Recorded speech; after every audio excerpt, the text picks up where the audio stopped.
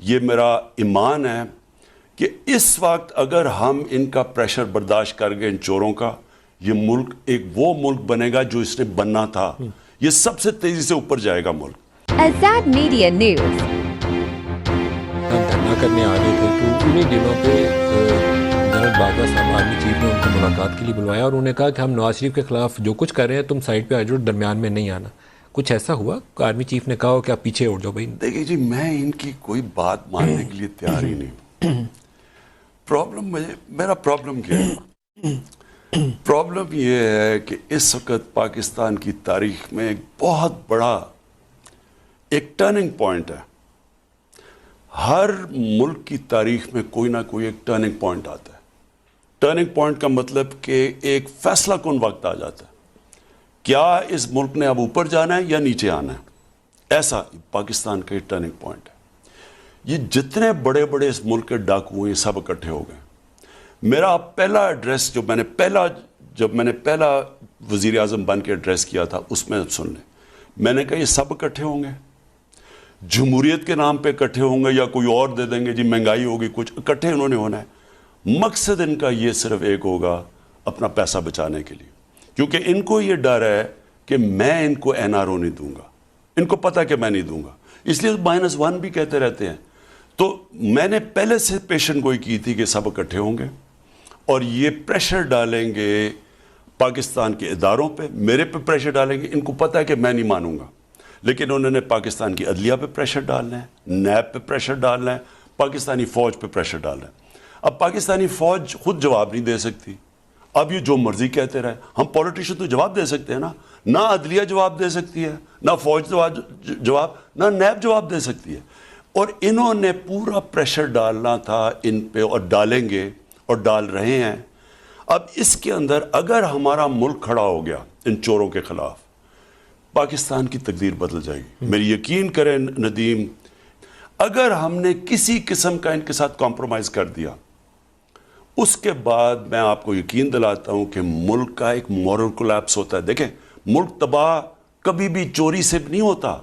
ملک کی جب اخلاقیات تباہ ہوتی ہے، جب آپ اچھے برے کی تمیز ختم کر دیتے ہیں، جب ان چوروں کو آپ ڈیموکریٹس کہہ دیتے ہیں، جب ان چوروں کے پریشر میں آ کے آپ ان سے ڈیلز کر دیتے ہیں، تب ملک تباہ ہوتا ہے. جنرل مشرف کے 2 NROs نے جتنا نقصان اس ملک کو دلوایا ہے، ہمارے جو سارے مسئلے ہیں آج جو ہم پھنسے ہوئے ہیں، جو آدھا پیسہ اکٹھا کرتے ہیں ٹیکس کا، وہ قرضوں کی، ان کے لیے وہ قرضوں کی قسطوں پہ چلا جاتا ہے. ملک کیسے چلے گا؟ سو یہ میری پہلے بات سن لیں، یہ بڑا امپورٹنٹ ہے آپ کے لیے سمجھنا. وہ 2 NROs جو جنرل مشرف نے دیے، اس کے بعد کرپشن ایشو ختم ہو گیا. ان 2 پارٹیز نے 10 سال میں جو پاکستان سے کیا ہے، کوئی دشمن نہیں کر سکتا تھا. مجھے کوئی آج بتا سکتا ہے کہ آپ کا قرضہ 6 ٹریلین سے پہنچ گیا، 3 لائبلٹیز پہنچ گئی 30 ٹریلین پہ.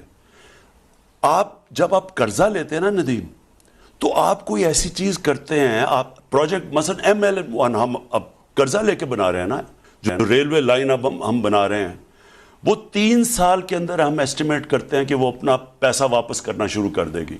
یعنی جب آپ انویسٹ کریں گے تو اس سے اتنا وہ آمدنی کرے گی کہ آپ قرضے واپس کر دیں گے. انہوں نے جو پروجیکٹس بنائے ہیں وہ بجائے قرضے واپس کرنے کے مزید اور قرضے چڑھا رہے ہیں. 10 سالوں میں انہوں نے قرضہ بھی چڑھا دیا. ہمارے پاس کوئی ویلتھ کریشن، دولت بڑھانے کے لیے انہوں نے چیزیں بھی نہیں چھوڑی. آج ملک کو مقروض کر کے، اور آج ہمارے سے جواب مانگ رہے ہیں کہ جی جواب دیں کہ یہ حالات کیوں اتنے برے. جنرل عاصم باجوہ آپ کے ساتھ ہیں اور ان کے اوپر جو الزامات کی نوعیت ہے کافی سنگین ہے، اور الزامات کہتے ہیں کہ ان کی 99 کمپنیز ہیں. 99 نہیں ہوں گی تو کم ہوں گی، لیکن بہرحال ان کے فرینچائزیز ہیں. پاپا جانز کا ذکر آ گیا، ان کے بچوں کی، اہلیہ کے. ایسی نوعیت دوسرے لوگوں پر آئی تو آپ نے ان کے اوپر ٹیمز بنائی، JITs کی تشکیل کی، واجد ضیاء کو بولا تحقیق کرو. پاناما میں ایسے ہوا، ابھی آپ نے کلین چٹ دے دی، وہ کیسے؟ دیکھیں ندیم، پہلے تو میں واضح کر دوں، جب آپ امتیاز کرتے ہیں، جب آپ کا جو احتساب ہوتا ہے وہ اکراس دا بورڈ نہیں ہوتا، وہ احتساب پھر نہیں ہوتا. یا آپ کا احتساب سب کے لیے ہوتا ہے یا کسی کے لیے نہیں ہوتا. آج تک پاکستان میں جب سے نیب بنی ہے، آج تک نیب کے ہوتے ہوئے کرپشن بڑھتی گئی ہے. کیوں بڑھی ہے؟ اب جا کے یہ 2 سال چھوڑ دیں, اس سے پہلے نیب کے ہوتے ہوئے کرپشن بڑھتی گئی. نیب کا تو کام تھا کرپشن کم کرنا. وہ کیوں ہوا؟ کیونکہ نیب فرق کرتی تھی اپنے اور دوسروں میں. یعنی کمزور طاقتور ہوا, اس کے پاس ووٹس ہوئی, اسمبلی میں بیٹھا ہوا ہے, اس کے لیے نہیں, اس کے لیے اور قانون بن گیا. جو دوسرا ہے جو کمزور ہے, ڈسپینسبل ہے, اپوزیشن میں, اس کے اوپر ہو گیا. یہ جب آپ دیکھیں نبی صلی اللہ علیہ وسلم کی جب بھی ان کی کوئی وجہ تھی نا کہ انہوں نے اٹھا کے مسلمانوں کو کہاں سے پہنچا دیا, کوئی وجہ تھی. اس کے اندر ان کی ایک بہت بڑی یہ ان کی جو حدیث ہے کہ بڑی قومیں تمہارے سے پہلے تباہ ہوئی جدھر ایک قانون طاقتور اور ایک کمزور کے لیے. اگر ہم یہ طاقتور اور کمزور میں فرق کریں گے, پاکستان میں کبھی بھی ہمارا ملک آگے نہیں بڑھے گا, اور کبھی بھی اس ملک میں چوری نہیں ختم. آپ پھر اس اصول کا اطلاق کیا کیوں نہیں؟ ایک ان کے اوپر الزام لگا, انہوں نے آ کے بڑی تفصیلی میں پوری ایک ڈاکیومنٹ پروڈیوس کی کہ جی یہ جواب ہے ان سب کے. اب اگر کوئی وہ آگے کہتے ہیں کہ نہیں جی یہ کوئی ڈسپیوٹ کرتا ہے اس کو, ہمیں وہ دے, ہم اس کو کروا دیں گے. لیکن میں آپ کو یہ بتا رہا ہوں, آپ کو تحقیقات نہیں کروانی چاہیے ایز پرائم منسٹر, جیسے آپ نے باقیوں کا کہا واجد ضیاء کو دیکھو شوگر میں کیا ہوا, پاناما میں کہا گیا دیکھو نواز شریف کے پاس کیا ہوا, یہاں پہ بھی آپ کرتے تاکہ ٹرانسپیرنسی کے تقاضے پورے ہو جاتے. میں آپ کو واضح کر دوں, انہوں نے ابھی تک جو ہمیں چیزیں پریزنٹ کی وہ ہم نے دیکھی, انہوں نے سارے کی چیزوں کے جواب دیے ہوئے تھے. اگر کوئی مزید, اب دیکھیں انہوں نے تو پبلک ڈاکیومنٹ ہے نا, کوئی بھی مزید اگر اسے کویسچن کرتا ہے ہم اس کو انویسٹیگیٹ کریں گے, میں بالکل کروں گا. اور میں آپ کو آج کہہ رہا ہوں کہ میری نظر میں جب آپ اپنے چوروں میں اور دوسرے چوروں میں, یا اپنے کرپٹ میں اور دوسرے کرپٹ میں جب فرق کرتے ہیں, احتساب ختم ہو جاتا ہے.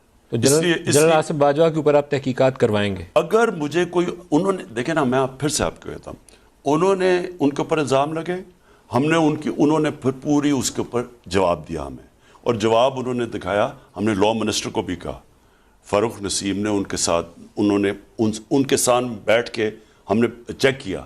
جب انہوں نے کہا کہ جی یہ انہوں نے آنسر کر دیا, ہم اب اگر کوئی اور آگے مزید کہتا ہے تو ہم اس کی انویسٹیگیٹ کریں گے, ضرورت پڑی ایف آئی او کو دے دیں گے. So you are not moving head unless کہ کوئی کمپلین اور آپ کو آئے, کیونکہ نواز شریف نے کہا تھا مجھے تو قطری کھاتا ہے, میرے وہ دادا میاں کوئی جائیداد تھی, اس نے کہا حسین کو دے دو, تو وہاں پہ بات قابل قبول نہیں تھی, تحقیقات کروائی گئی. دیکھیں تو شاید آپ کو ایون ہینڈیڈ رہنا چاہیے. آپ نے نبی پاک کی سیرت سے حوالہ دیا, تو اس سے بڑھ کر تو ہمارے پاس کچھ ہے ہی نہیں ہے نا. تو ایون ہینڈیڈ رہے, میرے خیال میں مثال قائم کریں, بسم اللہ کریں. بالکل آپ ٹھیک کہہ رہے ہیں کہ اس میں کبھی بھی ہمیں فرق نہیں کرنا چاہیے, یہ بالکل آپ ٹھیک کہہ رہے ہیں. اور جس دن ہم نے کرنا شروع کیا, یہ سارا احتساب کا عمل ختم ہو جائے گا. کیونکہ ایک ڈیموکریٹک گورنمنٹ کی طاقت اس کی اخلاقی قوت ہوتی ہے. میرے پاس بندوقیں نہیں ہیں, میرے پاس صرف اخلاقی قوت ہے, اور جس دن میں نے یہ امتیاز کیا وہ ختم ہو جائے گی. لیکن میں آپ کو ایک اور چیز کہنا چاہتا ہوں. دیکھیں سر, پرائم منسٹر کے پاس سب سے بڑی چیز لوگوں کی قبولیت ہے. وہ لوگ تب تک آپ کو قبول کرتے رہیں گے جب تک انہیں یہ یقین ہے کہ عمران خان جو کہہ رہا ہے وہ پریکٹس کر رہا ہے. آپ کو اپنے عمل سے ثابت کرنا ہے, جب تک کریں گے لوگوں کی سپورٹ آپ سے جائے گی نہیں, چاہے کچھ ہو جائے. یہ آپ اپنے ذہن میں ڈال لیں کہ میں یہ جو وہ واحد پاکستانی پولیٹیشین ہوں جس کو اللہ نے سب کچھ دیا تھا پولیٹکس میں آنے سے پہلے. مجھے کسی چیز کی کمی نہیں تھی. جو مجھے شہرت ملی تھی کسی پاکستانی کو نہیں ملی. جو میرے پاس, جتنا میرے پاس پیسہ تھا میری ضرورت کے لیے بہت تھا, جو میرا لائف سٹائل تھا اس کے لیے بہت تھا. میں صرف آیا تھا کیونکہ میں پاکستان کی پہلی جنریشن ہوں جو آزاد ملک میں پیدا ہوا تھا. میرے ماں باپ غلام ہندوستان میں پیدا ہوئے تھے, اور ہم نے دیکھا تھا پاکستان کو اوپر جاتے ہوئے اور پھر نیچے آتے ہوئے. سو میں ایک مشن کی طرح اس میں ہوں. میں اپنے گھر میں رہتا ہوں یہاں, میں